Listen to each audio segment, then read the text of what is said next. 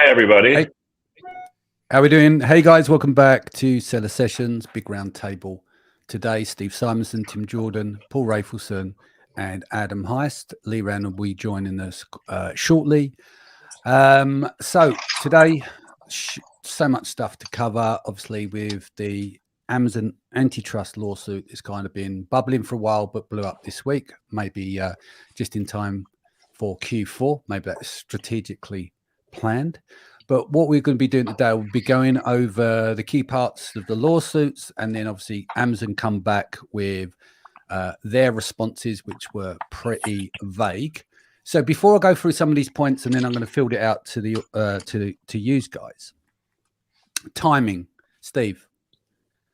The timing of what has happened this week. If you look at the summarized key parts from the lawsuit, what they're discussing, what's your initial thoughts of that? Well, I think trying to assign strategery to a government body is a fool's errand. So I say they've been working on this thing since the day they got into office, and the head of the FTC has a vendetta out for Amazon, rightly or wrongly, is a secondary question. So the timing is just a coincidence, in my opinion. But I could be wrong. Yeah, cool. Right, key parts of the lawsuit. What I'm going to do is quickly run through these because the main part is going to be Amazon's response, right? So there's anti-discounting measures. Amazon's fair pricing policy makes it impossible for sellers to offer lower prices on competing platforms. Prime eligibility. It's claimed that Amazon conditions a seller's ability to have their products marked as Prime on using Prime performance service, which can be costly. Search results biases. These are the concerns that Amazon might be prioritizing its own products in search, maybe in search product results. And if the products are, even if the other products are of better quality, then there's high fees for sellers. The FTC points out that Amazon charges various fees to sellers, which can amount to nearly 50% of their total revenue. Now, this is all just information quickly summarized. There will be more there. And degrading the customer experience by replacing relevant organic search results with paid advertisements and deliberately increasing junk ads that worsen search quality and frustrate both the shoppers seeking products and the sellers who were promised a return on their advertising purchase. Now, I'm going to quickly take this one now. There is no way in the world that Amazon would play with the customer experience. So what they're saying there, we're deliberately increasing junk ads, like they're subjective in terms of the wording there.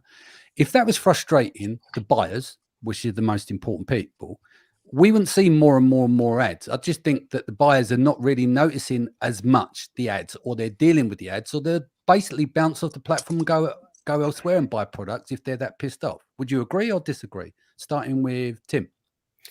I think that what we have to realize is Amazon makes more money off of ads than anything else. Yeah, of course. Like, we know that's, remember when Facebook had to go to Congress and testify about, their advertising thing. And it became obvious that these government guys didn't even know how these platforms made money through advertising, right? We can't fault Amazon for making money through advertising. I think that the idea that Amazon is putting up these junk ads to try to show consumers and messing with consumer trust and lying to the consumers because it's putting up these products of lesser quality, I think that just proves that the FTC didn't have a clue what advertising is. Yeah. Right. I don't see that as a problem. And they have come out and now they put the sponsored badges on. And like, there's all the regulations about making sure it's sponsored or it's advertised or disclosed as being advertised.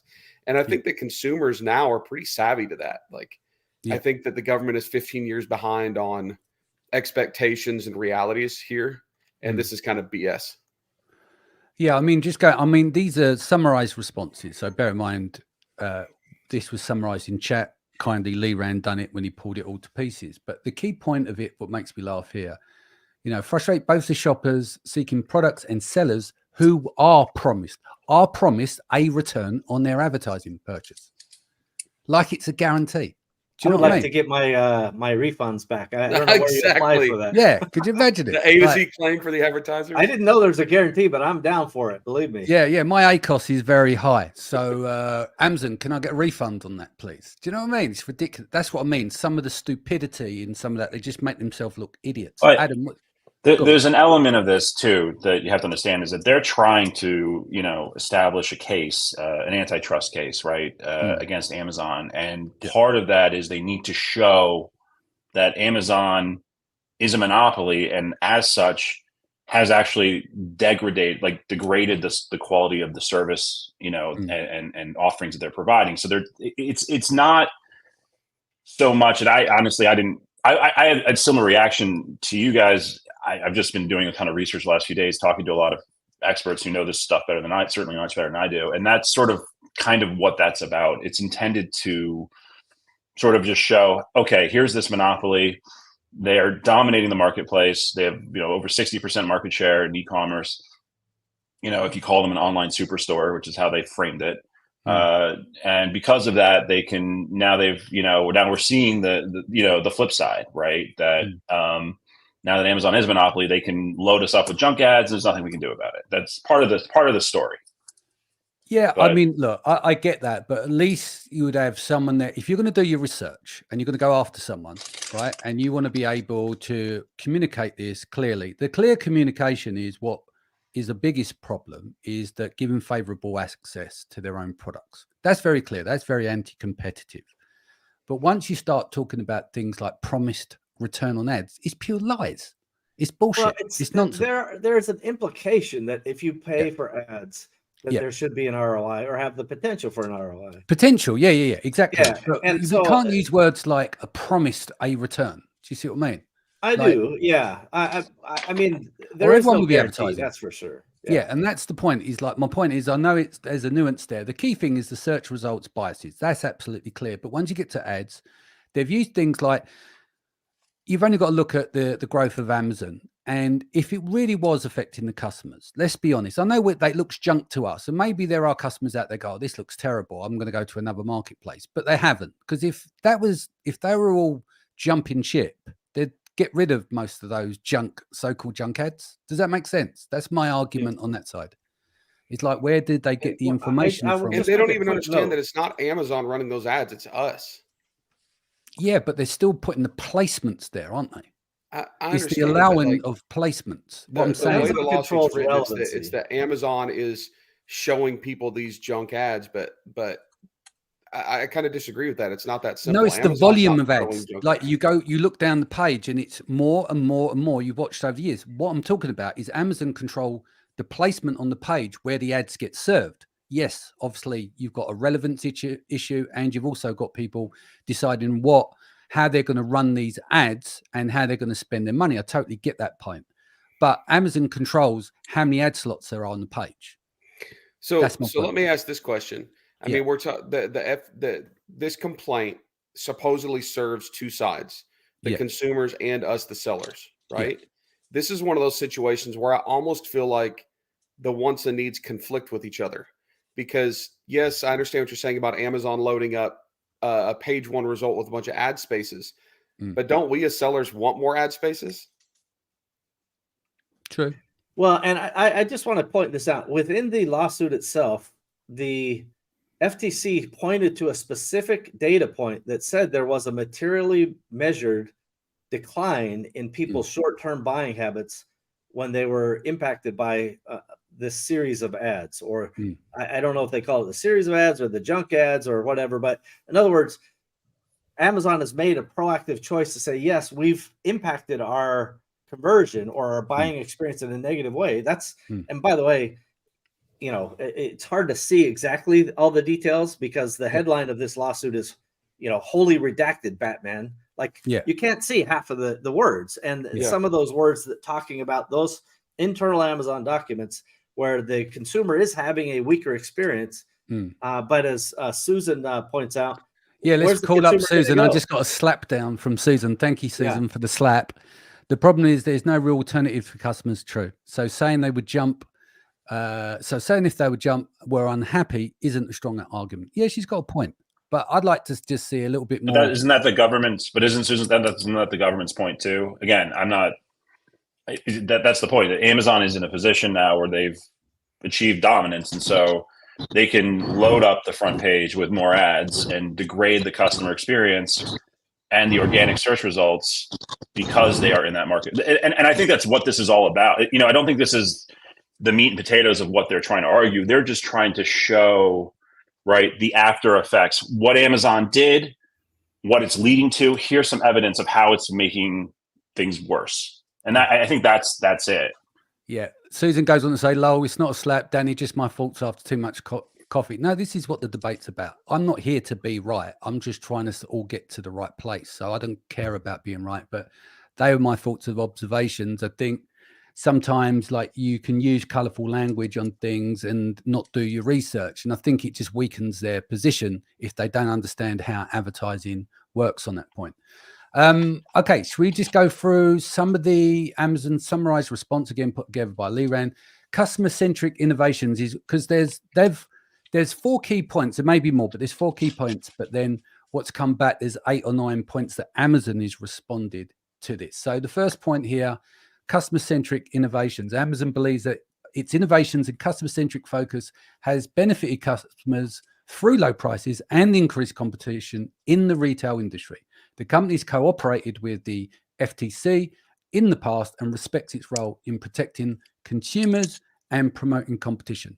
Liran, do you want to take that? Welcome to the show. Just joined. You've got a bit of background noise, but yeah.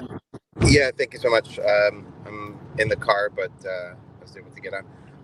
Okay, so sorry, the last point you just made was what Amazon stifling competition in the search results? Yeah. Well, no, Amazon believes its innovations and customer-centric focus has benefited consumers through low prices and increased competition in the retail industry. Online prices are actually down over the last few years. I saw a statistic that prices on Amazon, I think or online in general, I think are like down 3% over the last few years. Yeah. So if Amazon was a monopoly and had this great pricing power, even on the retail side, right, you would see pricing go up. And actually, I have to jump in, Liran. You may be right about the price being low, but the argument that's being made by the FTC and others is Amazon wants the prices to be lower. That's part of their strategy by increasing the competition, by decimating. So by increasing sellers, that increases selection, and by decimating competition. I mean, you can basically say that Amazon wants to have a lower price. Instead of using monopoly power to raise the price, they're actually stifling margins and so on and so forth. So I just want to make sure that the perspective that like just because price didn't go up doesn't mean they don't have pricing power. I guess that's my point. Yes, this goes back to what side are they serving? Is it the sellers or the buyers? So this is almost an attack against the sellers because now brands and resellers have less ability to go out and make higher margins because the monopolization of marketplaces has decreased those margins so much we can't compete with Amazon. Is that what you're saying, Steve? Along that line, right? I mean, we can't sell in other marketplaces. We can't, other competitors like Walmart, if they put a low price on, Amazon will chase it down and lose money. In other words, price doesn't have to raise to prove that you have pricing power on the market. It can actually go down. And I want to be very clear. I'm not saying that I'm pro or con on this topic. I could argue that Amazon has monopoly power and that the FTC lawsuit is, as a seller and as an entrepreneur, weird, right? The legal basis of how they have to argue these things and how they have to prove these things is not something a seller looks at and goes, ha ha, finally we're getting justice. It's like, this is a bunch of crap that we don't care about, and it's not going to improve our lives and therefore not the lives of our customers. Do you think, question for you, do you think the FTC kind of missed what really they could have gone after, which is the lack of support that sellers have, and the fact the things we've heard in the past that you can get suspended for weird reasons, and the attacks and the manipulation of reviews and all these things that actually make Amazon difficult for sellers, instead of going after the things of saying, you have to use FBA, or you have to use advertising, or, some of the, I feel like, weaker arguments that they've made. That's a question for Paul. I mean, honestly, the FTC has to use the laws that are on the books to try to prove their case. And, I can go point by point to the lawsuit and go, yes, this is the strength of the argument, this is the weakness of the argument, but I'm not a lawyer, right? A lot of these arguments have to be proven in such a way that the Sherman antitrust or the other, anti-competitive behaviors across state lines and all these little nuances that we don't really appreciate as sellers, at least I don't. They don't matter to us on the face of it, but to lawyers, this makes a lot of sense, I guess. I don't know, Paul, it could probably better answer. No, I mean, I think the consensus from folks I've spoken to in my first read is this is not a strong case. Does Lina Khan have it in for Amazon? I mean, she's very famous for writing a law review article about Amazon 10 odd years ago for Yale Law Review. So when she was brought in, I think there was this expectation that she had to do this. She had to bring an Amazon, a lawsuit against Amazon, as she's done against Microsoft trying to block Activision. That didn't go so well. Google's not going so well, or Facebook. But there's sort of an underlying belief that she had to bring this. Now, what did she actually bring? Nothing, from what I can tell, that's going to lead to the breakup of Amazon, right? I don't see that here, right? I don't think structural relief, as they allude to in the complaint, is on the table. I don't think, what would they do? They're going to take Amazon's logistics away. I doubt that's a real reality. But what may come out of this, and the reasons I'm not totally opposed to this and I'm not ready to go drink Amazon's Kool-Aid, is that there may be issues that they can tackle that will be better. The suspension issue, it's a tough one because Amazon's going to argue all day long. Look, we're under attack. We are an epicenter for fraudsters, right? We're constantly under attack. And I hear this from Amazon all the time. It sucks when somebody's suspended, but you have to also have appreciation for the fact that, this is happening thousands of times a day. Amazon's getting all sorts of data coming in saying this person's counterfeit, this person's a fraud. And it's not a strong case for an antitrust. It's a strong case for something else, maybe, and for better, maybe Amazon should improve their resources. I don't know, but I don't think that's the play here. In terms of what we're seeing an okay antitrust case that will take, 2-3 years to litigate at the first instance. It'll take probably, potential appeals. There'll be plenty of time for settlements between the FTC and Amazon. And we also have a new regime. This is something I pointed out yesterday.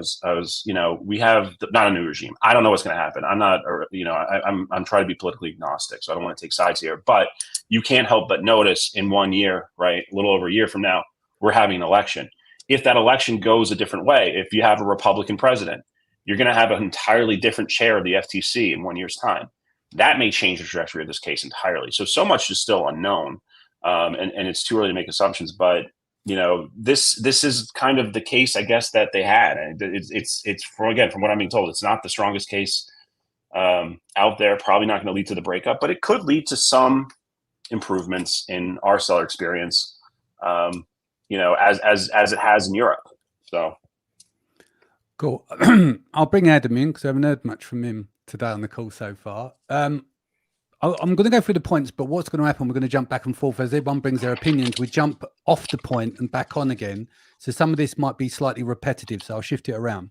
So Amazon pointed out misguided lawsuit. The current lawsuit by the FTC is seen as a radical departure from its role, with Amazon arguing that it's misguided and would force Amazon to engage in practices that actually harm consumers and businesses, such as featuring higher prices and making Prime more expensive and less convenient. So that's their argument there. But let's get to the point number 3, and which feeds in allegations of anti-competitive prices or practices. The FTC alleges that Amazon's pricing practices, fulfillment by Amazon, offering and Amazon Prime are anti-competitive, revealing a fundamental misunderstanding of retail by the Commission. Amazon argues that its model is pro-competitive and that the lawsuit should could negatively impact customers and businesses selling on Amazon. Do you want to take up that point first, Adam? Yeah, I mean, my take on this is I think generally speaking, I think there's mostly weak spots. There's a couple that I think actually make a lot of sense, but the so what of it for me is I think we can talk about prices and all this stuff, but I think the biggest net positive contribution that Amazon has had is creating the digital shelf. If you look at traditional retail before online shopping, and certainly before Amazon came up as a marketplace, you had brick and mortar places you had to go visit. There was gatekeepers at those brick and mortar places that were buyers that decided who got on the shelves, who didn't, because there was a finite amount of shelf space. Amazon made that shelf space infinite because there was no need for a physical retail location, and they spent 15 to 20 years and billions of dollars building out the logistical infrastructure to make that a reality. No one else in the United States, Western world, most of the 19 marketplaces they sold in was able to do that. So I think that was it. If you look at the middle American and middle of nowhere, they had the local shop to go to and maybe a Walmart. Now they can buy anything without having to drive anywhere. So I think that was a net benefit. I also think that this might have changed in the last year, but generally speaking, a Prime membership has been an IQ test. It's like, okay, I spend $200 on shipping online on an annual basis, and it costs me $80, and I get access to video content. I get access to the NFL on Saturdays. It's like, why would I not? I think if it was a punitive fee that did not make sense for consumers to spend, they wouldn't do it. And so I think that the market has spoken on that. So I think those spots are very weak for me. I think it's the two soft spots that for me are questionable are the controlling the buy box based on lower prices in other places. I think that's a potential soft spot, although it's still fairly weak. I think the biggest one is, and I've never quite understood why Amazon wants to die on this hill, is harnessing the data and insights that clearly not everybody has access to, and harnessing organic and ad positions for their own product lines. I think that's where they get into trouble. But for the most part, I think everything else is, again, I think you've got a reference precedent, which is traditional brick and mortar retail. And what are the fees, costs on both the manufacturers as well as consumers on that? And I think that there's, they've got pretty much net benefits across the board. Excellent. Anyone else want to comment here before we move on to some of the other points? Adam, it sounds like you're talking about the FBA, or I'm sorry, the Prime membership fees as relates to the consumers. I believe it also talked about as it relates to the sellers, right? So basically saying that like they're forcing us as third-party sellers to use their logistics service to get prioritization on organic ranking, right? And to me, it's also a weak argument because they come in and they say that FBA fees or FBA fulfillment fees can be way too expensive. For the majority of third-party businesses, the FBA fulfillment fees cost much less than setting up and doing it ourselves. I see FBA as like a blessing for us, right? I don't see that as something they forced us into to make more money. And my understanding is that the FBA program lost like billions of dollars over the years because they were doing crazy things like overnight shipping or 2-day shipping a $12 product, that cost them $42 to ship just to meet the fulfillment promise. Yeah, I think that's a dead in the water argument. I think to your point, the cost of logistics and warehousing and all that is frankly going to be cheaper in most, 90+% of cases for most sellers to use that. So it's actually a net benefit to sellers and customers because it's cheaper. So I think that one's completely dead in the water. I agree with you on that. I think the ad cost is one that gets a little bit, who knows. But again, going back to traditional retail, if you want an end cap space at a retailer, you're going to have to pay for that placement because the conversion rates and the eyeballs are higher. If you, I don't know if this is valid anymore, but it used to be a 20% conversion bump if you had a Prime badge. You're getting a net benefit by shipping your stuff in because of lower logistics costs, and you get a, more eyeballs, higher conversion. It's the same as premium placement in retail, which you have to pay for as a manufacturer anyway. So I think that one's dead in the water for sure. Let me just play devil's advocate for a second. Paul wants to jump in. Go ahead. All right. Well, here's the devil's advocate. First of all, no question, Amazon popularized this concept of an online marketplace. There's no dispute about that. The dispute is, have they built it so big that there's no potential for a new entry to come into the market? That's a question that needs to be answered. And even Bezos' own quotes, which are throughout this lawsuit about scale, and they've built the scale and they've paid their way through losses and through infrastructure and so forth to make it impossible for anybody else to compete. That's an argument that is about a monopolistic power in the market. And that I don't think it is much in dispute. They certainly have power in the market. Whether it's monopolistic or not, let the lawyers decide. The second bit is, if FBA is so competitive, why do they require it for the Prime badge? Why don't they just allow us to pick the lowest price offer, assuming that it's FBA? Again, the IQ test that Adam talked about, we'll just pick the lowest price, best thing, instead of them forcing it on us. And the answer is, again, this is about power in the marketplace to decide who wins and loses vis-a-vis supporting their infrastructure and maintaining their costs. So, like, I don't want to say that I'm agreeing with the FTC, but I just want to tell you that there is a worthy discussion there. And I guess, and Paul, I'd ask you to confirm or deny what I'm about to say. I think that there is, I don't know, sometimes we think about this stuff as what's good or bad. You know, we were talking earlier about Amazon driving prices down. Well, this is good. Amazon gives us FBA as sellers. That's good. But really, we shouldn't be talking about what's good or bad, because even if they're doing something that benefits us now, as long as they're exhibiting the ability to monopolize that situation, like, that's the problem. That's the scary thing, because they could flip it from good to bad, right? Or somebody else might perceive something that we perceive as good as bad, right? So it's not necessarily what we agree with that they're doing, but the whole conversation should be about what they're doing. Is it impossible for someone else to come in and fight against that? Is that right, Paul? Or am I? Yeah, I mean, I think that. Right lines? No, I think you're going down an important road, and sort of brings up an issue that was absent from this case, which was surprising because, you know, Lena's article at the Yale Law School law review, but it's the concept of like predatory pricing. You know, Amazon could be, you know, for the first 10 years, they were taking major losses on FBA, building on the network, but also getting us in there, and it didn't hurt so bad, right? Now we're at a place, and this is what the government's saying, that, you know, 1 out of every $2 that you make in gross sales goes to Amazon, right? And part of the reason that is because, and this is what the government's going to have to prove, is because Amazon pretty much has a lock on their FBA offering. And, you know, why didn't they open it up to other 3PL service providers like they used to, you know, when they had seller fulfilled Prime, which is why they're bringing it back, is because of this.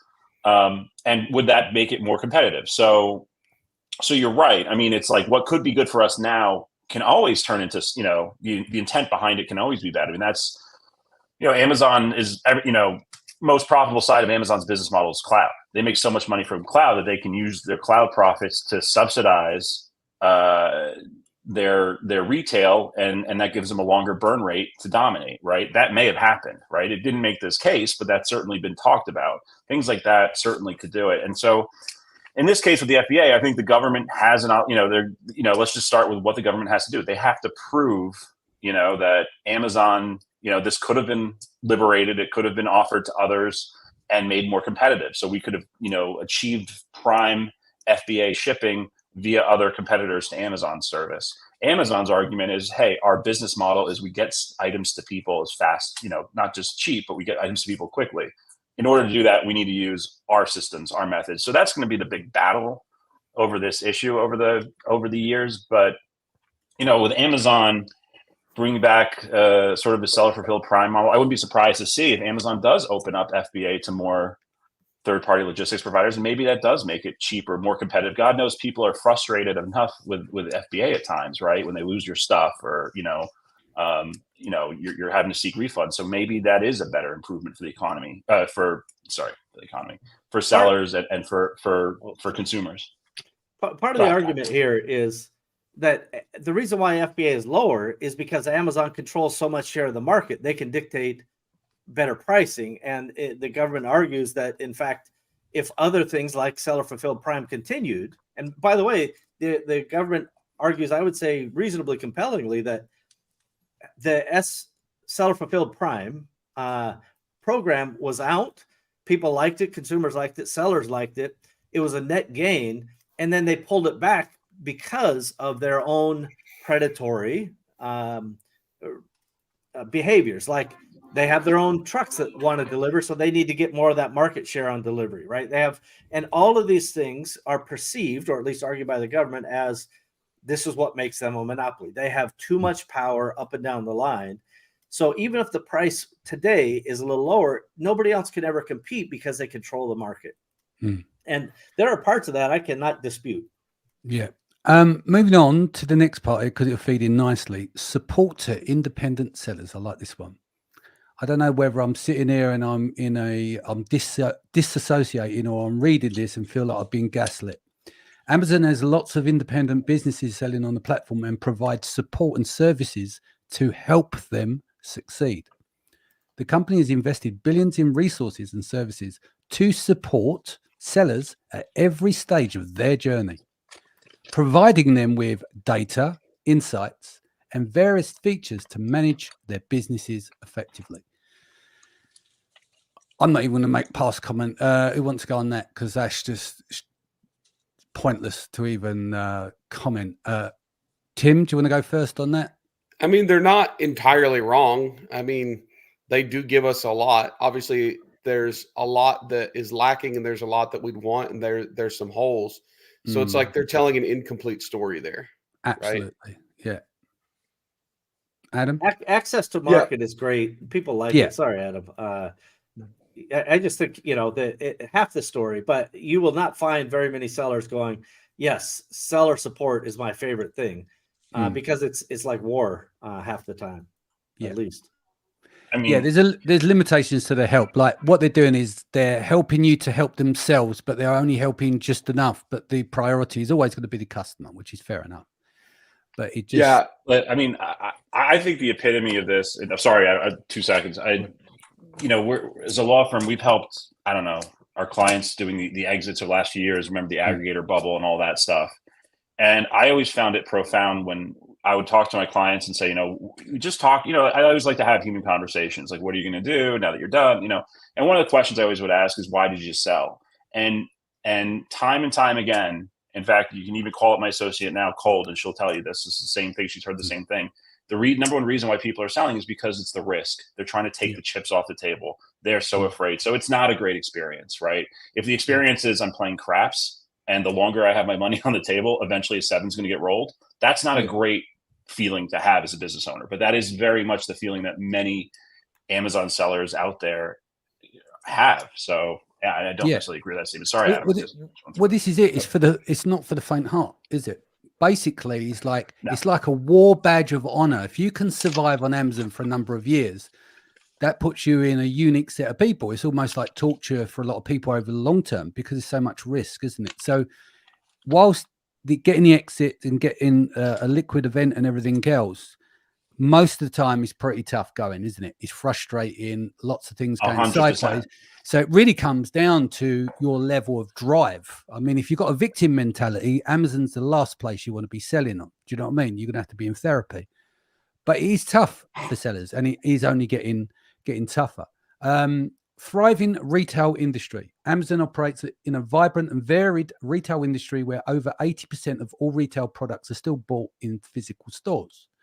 The company argues that the FTC's complaint grossly mischaracterizes the retail industry and ignores the dynamic competition that benefits consumers, with numerous options available to consumers and sellers. Amazon sees itself as a part of a massive and robust retail market and not as a monopolistic entity, with the FTC attempting to narrowly define markets to make Amazon appear more dominant than it is. I mean, Steve kind of covers this earlier. Should we go back over this point, give it some highlights? What's your take on that, Tim? I don't know. I think Steve said it pretty well. I don't really have much to add to that. I think that by looping themselves into just general retail doesn't work as an argument. If they're saying we're only a small percentage of retail, we have a smaller impact on retail than you're claiming we do. Like, well, we're not talking about retail. We're talking about e-commerce specifically. Yeah. If somebody was monopolizing the lending industry, it would be a fallacy to come in and say, oh, we're not actually monopolizing the banking industry. Well, that's not what we're saying. Like, we're saying a subset of the banking industry. So if we're saying that, we're not comparing you to brick and mortar stores. We're talking about a monopolistic ability, you know, on e-commerce, on online retail. Of course, the 20% argument is bogus. Yeah. Okay. Let's move on to. Go on, Paul. I just want to say that that's just the interesting, just for anyone who's reading at home, who's reading this 172-page complaint. I mean, that's what the whole section about online superstores is about, right? They're trying to create Amazon. They're trying to establish Amazon's dominant market share by basically saying they're not, because if you look at Amazon compared to Walmart, Walmart's sales are actually going to be greater than Amazon's when it comes to retail, right? Walmart, the entire entity of Walmart, physical and internet. And so what they're trying to do is they're trying to create this concept of an online superstore and say, okay, if you carve out these characteristics, they're the only player and they own, or, you know, they're the dominant share of the market. Interestingly, they left Costco out. I was surprised they left Costco out of their analysis, considering I think Costco is the most like Amazon because of the membership component to Costco. But anyway, that's what that's about. Well, we're going to move on to the last point now. We'll discuss that and then we can go on to predictions moving forward. So commitment to consumers and sellers. Amazon is proud of its role in spurring low prices, innovation and competition across retail. The company fundamentally disagrees with the FTC's allegations and approach to antitrust, vowing to contest the lawsuit and continue inventing to put, what is this? Because it's been put through chat. A lawsuit and continue to put customers and businesses first. Amazon believes that the FTC's approach, if successful, would harm consumers, hurt independent businesses, and upend long-standing and well-considered doctrines. Anyone want to take that? So they're going to defend it. We're still ongoing. There's not much. Yeah, what do you say? It's just a bunch of hyperbole about the FTC's out of line, or, you know. What do you expect, right? It's you know, Amazon spent, you know, 20 years building this massive infrastructure, this massive company, and it's under attack. So they're naturally ticked off, and so I'm not surprised to hear them say that. Like I said earlier, it's, you know, 2027 probably before you even see the first, you know, element of a remedy. I mean, probably trial 2026 at best. Result, you know, it's going to be a while. There's a lot that can change. Like I said, just a change in the president, right? If you switch from Democratic president to Republican president, that's a new FTC head. They may have a very different, you know, notice he had 17 states sign on to this thing, mostly Democrat, with the exception of Oklahoma and New Hampshire, I believe. And New Hampshire's, you know, not truly, you know, it's sort of a purple state, given its location. But, you know, so there's so many things that can happen in 2 or 3 years. And so what I've been telling people is just like, it's way too early to make any assumptions. I don't think we should be drinking the Amazon Kool-Aid and out there singing rah rah. I think there's the potential for possible positive resolution out of this. That, you know, I don't see Amazon. This is not the case that's going to break up Amazon, but we may get some wins out of this. So and that's going to be the end goal. Steve, some predictions. How do you see it playing out over the next 2 to 3 years? Well, firstly, if I was to summarize the Amazon response, I would do a timely callback to the movie My Cousin Vinny, where the prosecution gets up, makes all the allegations. Here's all the naughty things that these defendants did, and then Vinny gets up and goes, everything that guy said is bullshit, right? And that's essentially what Amazon's response was. And in terms of predictions, I think Paul alluded to this earlier, but the chance of them being structurally broken up is highly unlikely. Certainly not on the strength of what I see in this case. Now, again, because 30% of it plus is redacted, you know, maybe I don't have the full story, but there are opportunities for Amazon to self-remedy, right? Like bringing back seller fulfilled Prime, making Prime, you know, maybe more competitive. You know, there are some allegations, by the way, and I think a separate lawsuit about Prime and how it's been deceptive to consumers. Like Amazon could proactively do some things to make their stance a little bit cleaner, but none of this really addresses some of the core seller issues that sellers care about, like, you know, competition from, you know, foreign sellers who are not subject to taxes and all the same rules and regulations. So sellers will find no satisfaction regardless of the outcome. That's my prediction. and that there will be a constant and ongoing battle between, let's call it the good sellers and the naughty sellers, and Amazon will, do their best to keep this giant ship afloat, which is, a multi-billion dollar, hundreds of billions of dollars of e-commerce sales. Every time somebody goes, well, Shine is coming up and Temu's coming up, so that proves there's competition. It's like, don't talk about $1 billion or $2 billion little Scooby snack here. These guys are doing, more than $1 billion a day in e-commerce sales and growing quickly. Anyway, so I think no satisfaction for sellers, lots of legal mumbo jumbo, and at the end of the day, it won't mean jack to me. Yeah, and going back to the naughty sellers, I can't remember the brand, but got kicked off at Amazon last week or the week before, 120 million a year. So they've got good standing there. Is that they will be active on the naughty side of things, and so that's going to show some positive light as well, regardless of how much. Because you could accuse them going, well, all you care about is money. Well, we just kicked someone off for 120 million, and they're not coming back possibly to the platform. That shows good character there in terms of the bad characters. You could say that it does, and it's good that they stomp out that stuff. But they could also say, but like it's like in the market for those types of products, right? You could say, well, it's just going to get like if they chop off one head, then another one's going to pop up. They'll still get like Amazon's not losing 120 million in sales. It's just going to a different seller as a result. So that they're that's a good point. Yeah, and. Steve kind of alluded to it, but you're going to see a big PR play in the next 3 years.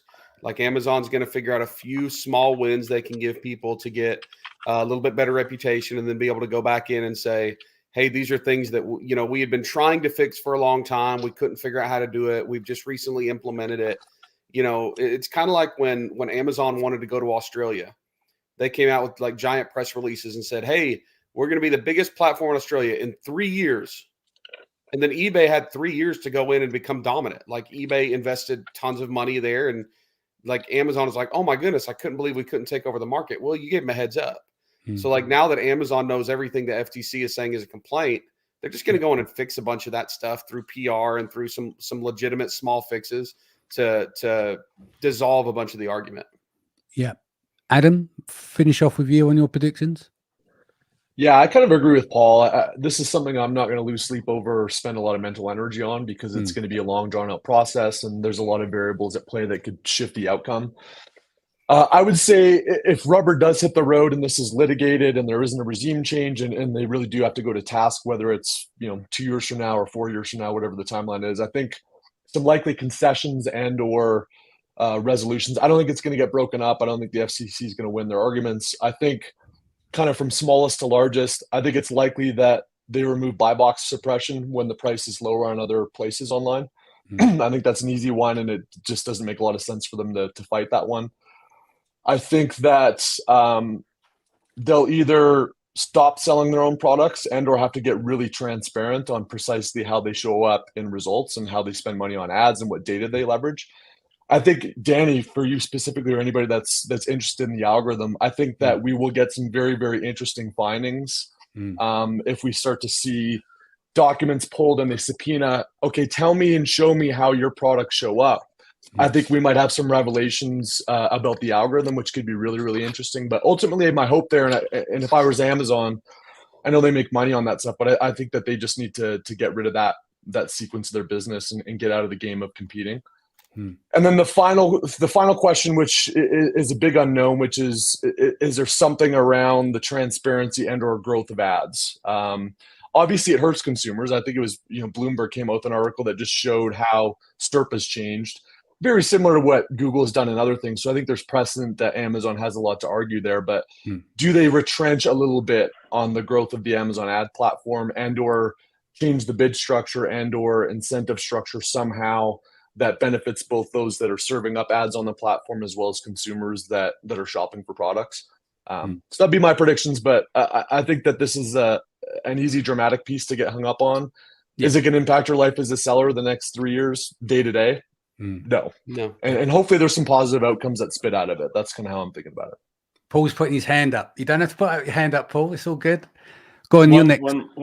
One last thing. Just I want to reiterate something that we were talking about years ago, and that is, this all goes back to, there are things Amazon does that frustrates us. We seem to just have this victim mentality where we take it.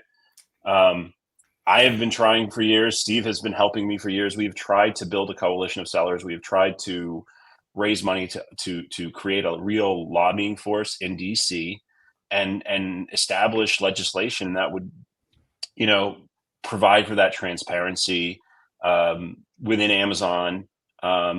This is something we started to do in California as a test, and we were able to get some benefits like a 72-hour warning before suspension. But really to just lobby for this at the national level, I mean, we have so much power as a collective seller community. I mean, there's what 100,000+ of just US sellers doing really well. That's a very powerful base in and of itself. If we could raise that money, and really put a lobbying force in Congress, we could really have control of our future and destiny with Amazon and actually achieve what I call like that seller bill of rights, where there is transparency, there is fairness, and not just as it is relates between us and Amazon, but also as it relates between us and sellers in other countries, because we hear the frustration about sellers in other countries. They do this, they do that. But the reality is, it's part of the reason why they do those things is because they're not really subject to our laws. Like it's really hard to go after these people in other countries if they're doing things that are black hat, and so when you have no repercussions and you have no consequence, of course, it's what you're going to do. Right.